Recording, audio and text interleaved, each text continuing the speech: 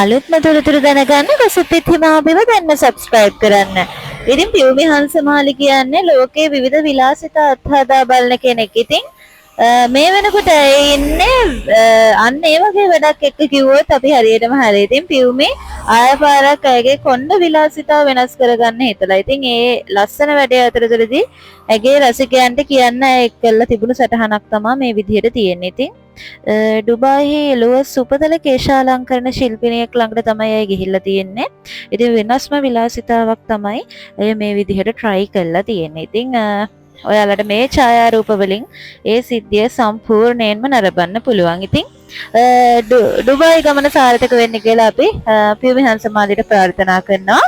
ඉතින් ඉදිරියටත් මෙවැනි ගොසිප් නරඹන්න අනිවාර්යෙන් channel එක subscribe කරන්න. එහෙනම් ඔයත් ගොසිප් එකක් සමග හමු වෙමු. හැම දිනාටම සුබ දවසක් වේවා.